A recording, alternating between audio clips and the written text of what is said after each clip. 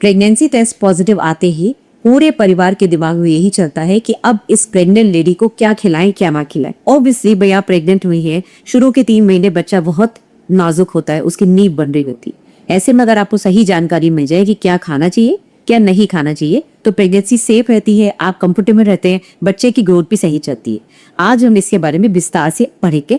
मैं हूँ doctor Sonal Parihar, trained gynaecologist from BHU Varanasi and लमे। प्रेगनेंसी की पूरी जर्नी बहुत ही खूबसूरत होती है, लेकिन शुरू के 3 महीने आपको बहुत ध्यान रखना है, क्योंकि इस समय बच्चे की नींव बन रही है, बच्चे के सारे ऑर्गन्स बन रहे हैं। अब 3 महीने में आकर उसका दिल भी बन रहा है, उसके फेफड़े बन रहे हैं, उसका सिर बन रहा है, उसका ब्रेन डेवलप हो रहा है, उसके हाथ पैर भी कर रहे हैं। ऐसे में जरा सी भी लापरवाही बच्चे को नुकसान कर सकती है। बच्चे की इस फाउंडेशन को, जो डेवलपमेंट का फाउंडेशन है, उसको फ्यूल कौन देता है? आपका खान पान। जितनी भी प्रेग्नेंट लेडीज से मिलती हूँ, सबके दिमाग में और सबके मुंह पे एक ही सवाल होता है, मैडम क्या खाएं क्या ना खाएं।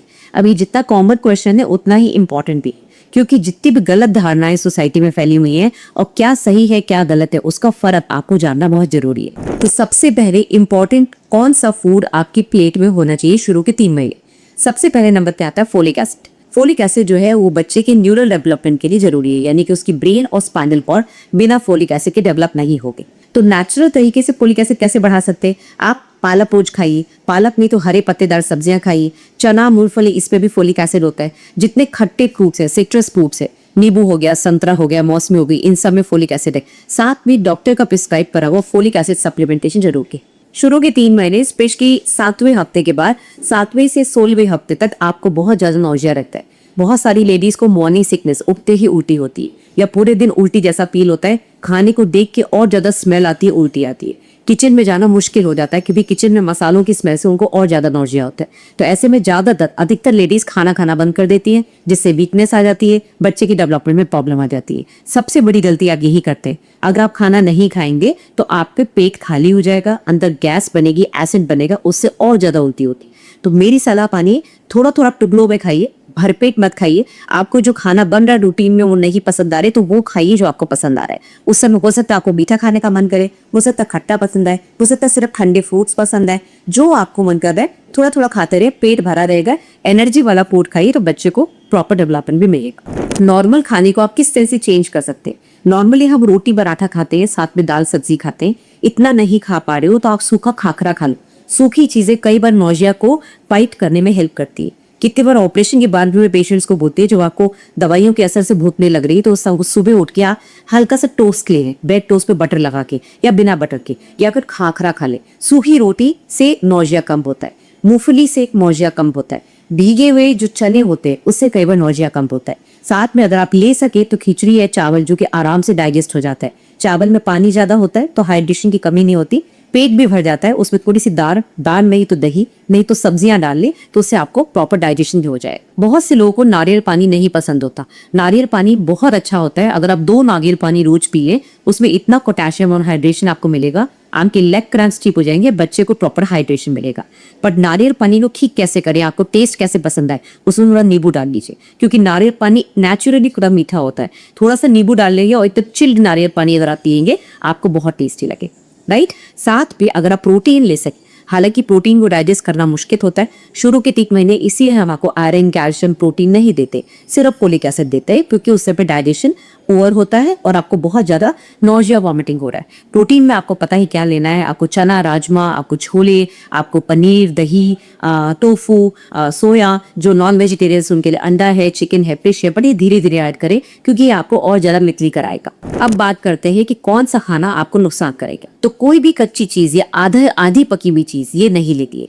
बहुत से लोग रॉ एग खाते हैं, दूध में कच्चा अंडा मिला के पीना, जिससे वेट बढ़े, जिससे बाल अच्छे हो, स्किन अच्छी हो, ये आपकी प्रेगनेंसी में नुकसान कर सकता है, क्योंकि कई बार इन्फेक्शंस फैलते हैं आधी पकी हुई चीजों से। हाफ फ्राई भी अगर आप खाते हैं तो उसको प्रॉपरली सेक के दोनों तरफ से खाएं, अंदर अंडा कच्चा ना रहे। तो कच्चा अंडा आपको नुकसान करेगा, कई बार टाइफाइड हो जाता है इस। बहुत से लोग बाहर रहते हैं, इंडिया से बाहर, तो दूध उबाल के नहीं पीते। अनपास्चराइज मिल्क, जो कि पास्चराइज नहीं हुआ है, जिसको प्रॉपरली गर्म करके बैक्टीरिया मारे हुए नहीं गए, तो ऐसे मिल्क को लेने से या क्रीम को लेने से, चीज को खाने से आपके अंदर बैक्टीरियल इन्फेक्शन हो सकता है। तीसरी चीज बहुत ज्यादा कैफीन। जो लोग वर्किंग हैं उनकी बहुत ज्यादा चाय कॉफी की आदत होती है। जो वर्किंग नहीं है, हाउस वाइफ है, उनको भी मैंने देखा है दिन में 4-4 6-6 कप चाय पीना, कॉफी पीना। ये बच्चे के लिए गलत है, क्योंकि इतना कफीन बच्चे को मिलेगा तो वो उसके डेवलपमेंट में फर्क पड़ेगा। तो आपको सिर्फ 1 या 2 कप चाय या कॉफी अलाउड है। 3-3 4-4 कप आप कोल्ड कॉफी ले, भले हॉट कॉफी ले, ये बिल्कुल भी सही नहीं है। यही चीज लागू होती है ग्रीन टी पे। ग्रीन टी में कई बार कॉफी बीन्स होती है, ग्रीन कॉफी होती है, जो कि वेट रिडक्शन में काम करती है।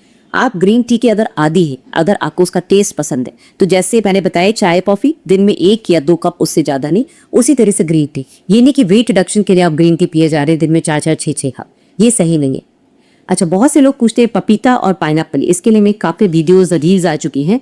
बेसिकली अगर आपको पहले हिस्ट्री है अबॉर्शन की, अगर आपको लग रहा है रिस्की प्रेगनेंसी, आपको स्पॉटिंग हो रही है, तो आप अवॉइड कर सकते हैं। बट कच्चा पपीता, पपीते के बीज और कच्चा पाइनएप्पल, इनमें कुछ ऐसे एंजाइम्स होते हैं जो कि अबॉर्शन कराते हैं। कच्चा तो आप खा नहीं रहे, अगर आप 2-3 फाक पपीता खा रहे हैं, उससे आपको फाइबर मिल रहा है, आप उसका टेस्ट अच्छा लग रहा है। पाइनएप्पल खा रहे हैं, आपको अपने मुंह का टेस्ट अच्छा लग रहा है, तो आप खा सकते हैं। It is your choice, it is not scientifically proved कि इनको खाने से आपको एबॉर्शन हो जाएगा। अब बात करते हैं ड्राई फ्रूट्स की। हमारी कंट्री में ड्राई फ्रूट्स का बहुत प्रचलन है, हम हर चीज में ड्राई फ्रूट डालते हैं, चाहे वो हमारी खीर हो, चाहे सेवई हो, चाहे केक सी क्यों ना हो, चाहे वो हमारे नॉर्मल जो स्वीट्स बनती हैं, या फिर कच्चा भी हम ड्राई फ्रूट्स खाते हैं। तो ड्राई फ्रूट्स में बादाम को भिगो के खाने से उसकी गर्मी निकल जाती है। अखरोट को भी भिगो के खाएं, क्योंकि अखरोट एज सच गर्म होता है, but it is a very rich source of calcium, तो लेना चाहिए। अंजीर को भिगो के खाएं, स्पेशली अगर आपको कॉन्स्टिपेशन है। किशमिश को भिगो के खा सकते हैं, जरूरी नहीं हमेशा भिगो के खाना है। अगर आप विंटर्स में ने 5-6 बादाम अगर आप कोरे खा लोगे बिना भिगोए, तो ऐसी कोई गर्मी नहीं आएगी। इट ऑल डिपेंड्स कि आपने बचपन से क्या खाए हैं, आपका डाइजेशन कैसा है। तो ड्राई फ्रूट्स नुकसान नहीं करते अगर आप उनको लिमिट में खाएं। आपका सेकंड ब्रेन आपका गट होता है।